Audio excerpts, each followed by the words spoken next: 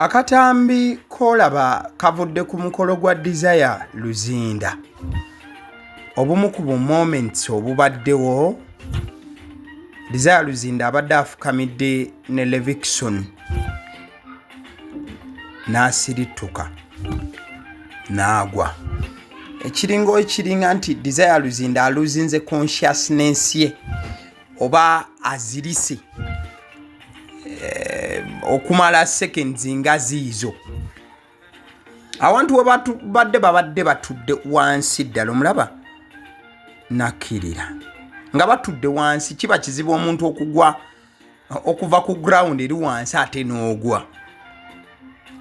But ensonga evuddeko Desire Luzinda okugwa ekigo ku mukolo ekibadde nga nti abadde Azilise tenategerekeka. Bagezezaako okuba nti bamubudaabuda nga bw'osobola okulaba awo, nga bagezaako okumuzzaza n'okugezaako okulaba nti bakakasa oba nti ali okay oba ali fine. Wabula omwetegereza tabadde okay, omulaba agezaako kudda ddabuzi, ne bagezaako okuba nti bamukwata mu kifuba, mulabe nga bamukwata wano ku nsingo side eno n'okumuwambaatira eri emabega, naye fesi etunula nti tabadde okay n'akamu. Something was totally wrong. Oba bwabadde bukoowu nga Desire Luzinda omukolo yagwetisse mu kifuba gwonna, oba bibadde birowoozo. Kyonna ekiviiriddeko Desire Luzinda okuzirika mu seconds nga ziizo ku mukolo gwe, amazima tekinnategeerekeka. Omukyala abadde tali mu mbeera ntuufu, era bakyala banne bagezezaako okuba nti bamuzzaza. Omukolo gusobole okugenda maaso, olaba nti bagezaako mu holding but nga talina maanyi. Era wokitunulako mu face mumutunula abadde amaanyi temuli yadde. Oba ensonga ebadde ki?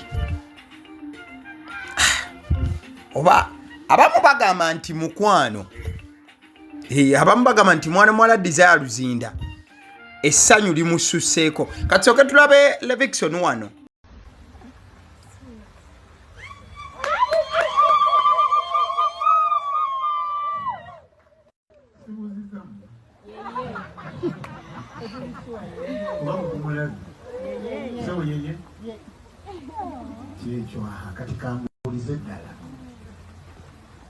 Will you have this woman to be your wedded wife, to live together after God's ordinance in the holy state of matrimony? Will you love her, comfort her, honor and keep her?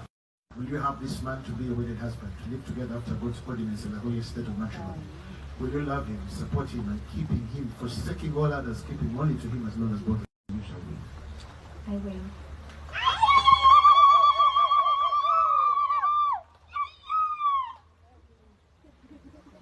Of course, abakubi b'enduulu babaddewo butereevu. Mwana mulenzi Levixone waliwo enkulagidde eri moment ebadde tennatuuka.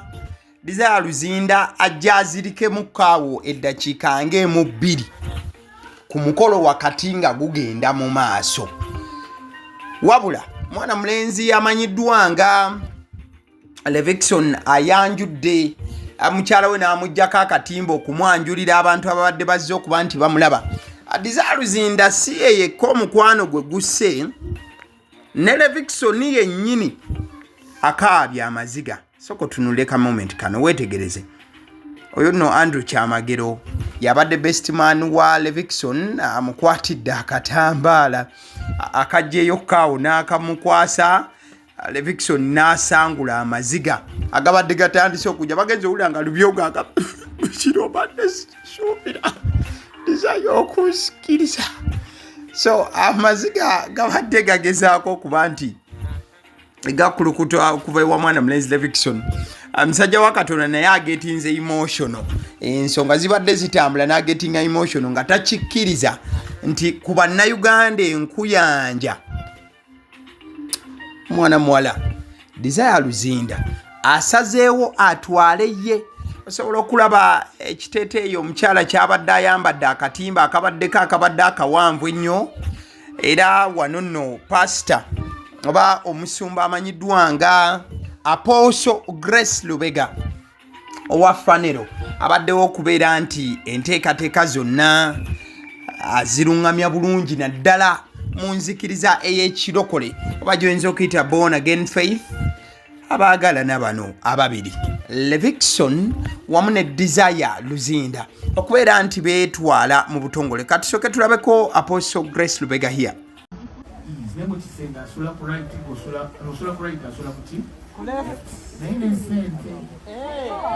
So ezizo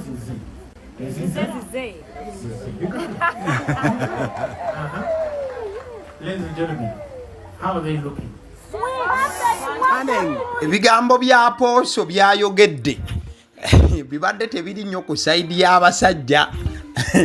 ebigambo Apostle byayogedde wetegereza bibadde nnyo ku sayidi y'abakyala. So wano nno woolabira we babadde bafukamidde okubeera nti bafuna blessings. Osobola okubeera nti olengera Apostle Grace Lubega awo babadde nno bafukamidde awo okubeera nti bafuna okusabirwa na byonna nga bitambula omukolo nga gwongera okutojjera here and there. Kabadde kaseera kanyuvu nnyo nnyini ddala mwana mulenzi Levixone olunaku olwaleero. Ensonga kati yazifudde official era alayidde mu nkuyanja y'abantu abazze okubeera nti babeerawo ku mukolo guno. N'agamba nti nze Sam Lucas Lubyogo ntwala kabiite wange Desire Luzinda olwaleero tufuuse omuntu omu oluvannyuma lw'okuba nti tukuba ebirayiro. So Desire Luzinda alabise bulungi nnyo ng'ogyeko ebyokuba nti wabaddewo moment eyo waaviiriddeko n'azirikamuko. Oba bulamu bubadde bambi tebwabadde bulungi. Omanyi Desire Luzinda okutuuka okukola omukolo olwaleero ng'ennaku z'omwezi 15 babadde ennaku 2 emabega baakakola omukolo ogw'okwanjula. Ababiri bano bakakola omukolo ogw'okwanjula ennaku 2 emabega. Kati ate wayiseewo ennaku 2 ne bakola omukolo ogw'embaga. Kati bangi batandise okugamba nti Desire Luzinda ensonga lwaki azirikidde ku mukolo gwe lwa bukoowu nti omukyalo nalabika yakoowa nnyo ku mukolo gw'okwanjula ate ng'abadde tafunye kuwummula kumala.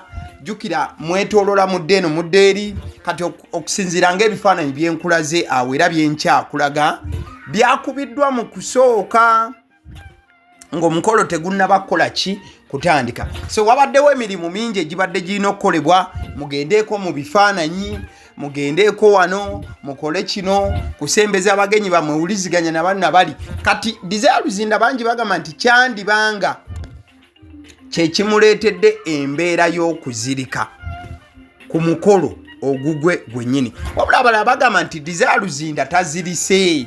Temutandika kuba nga mutambuza gaboozi. Desire Luzinda tazirise.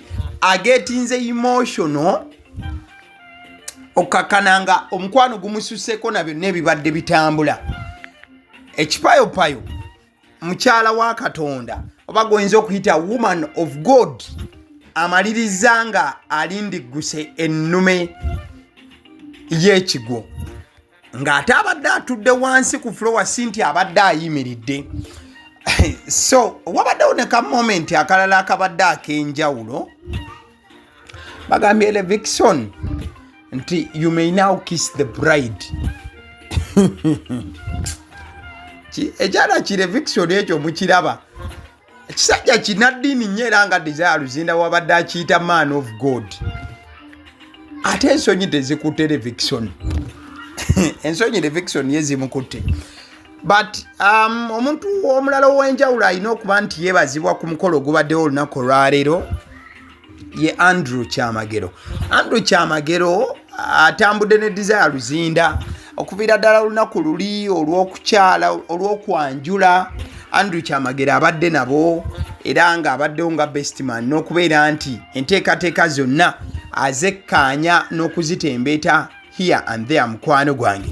Wabula Andrew Kyamagero omusajja yeeyita omuntu wa wansi bonna babadde clad in white very very beautiful kati ebifaananyi bino byo byakubiddwa luvannyuma wabula eno si ebadde dress code ku mukolo gwennyini bino just byabadde bifaananyi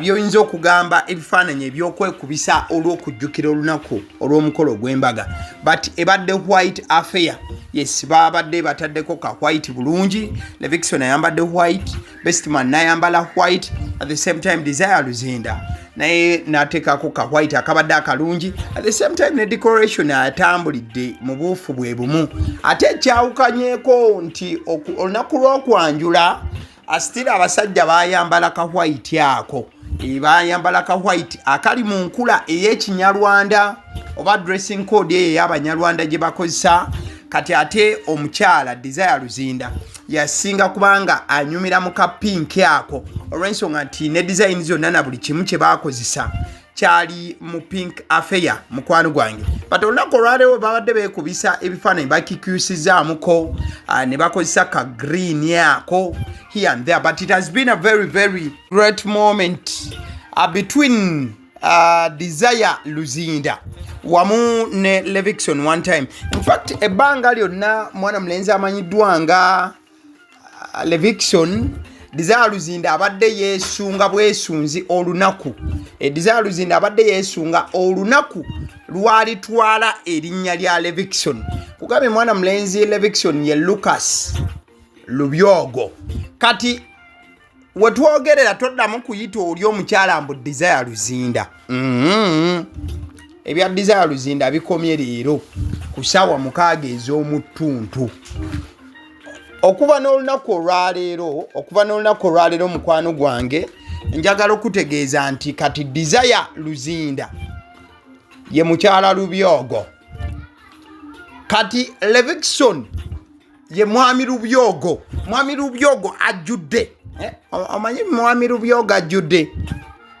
but all in all abamu bagamba nti ekizirisiza Desire Luzinda kibadde kyakuba nti tubadde tutuuka ku mukolo ne wabaawo abatandika omutankulira tinku waliwo abadde batandise omutankulira tinku nga bamukolera bad PR naddala ku nsonga za famire ye abinakina yogera ku mwana we n'omusajja oba abasajja ababadde boogerebwako nti omu ku babiri ye taata w'omwana wabula Desire Luzinda ebbanga lyonna asigadde ali lip-tied nga bw'oyinza okukiyita mu lulimi oluzungu abadde taddamu bamambo mingi olw'ensonga abadde alina okuba nti yeetegekera omukolo abamu babadde bagamba nti ako moment koolabye nga azirikamu kyandiba nti ka pressure n'okubeera nti ebadde marathon ey'okudduka paka watuuse ku lunaku oluli very very special from the 12th of August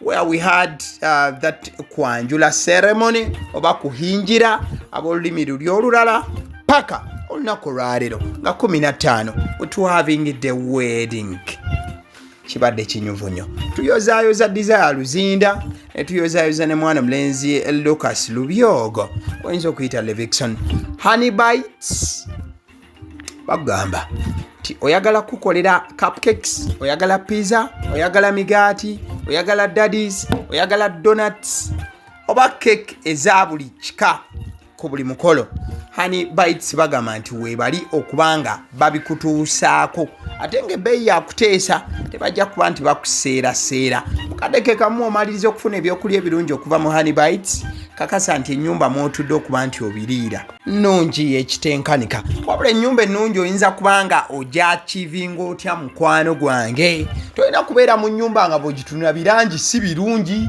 birangi birina enfaanana biyubukayubuka bikolakola bitya nedda mukwano gwange tulina bannaffe aba Alson Painters UG abasiizi ba langi ku namba ezolaba ku screen bakooneko ensonga zijja kutambula at the same time neobanga obanoonyeza just ku WhatsApp baweereze ka WhatsApp message ojja kubafuna mukadeke kamu tulina bannaffe ababa CDO omusunsu ziyenze nange kannirangi yofa aba YouTube channel yagaliwo information nga bwe betuuse obwe tutusako mukoro gwange tetutola muchafe yadde okubaako kye twongeramu kati olina okuba ng'okola lwaki video eno togilikinga notakola ttima liking a video tolina kyovaako commenting at the same time. Thank you. Webali.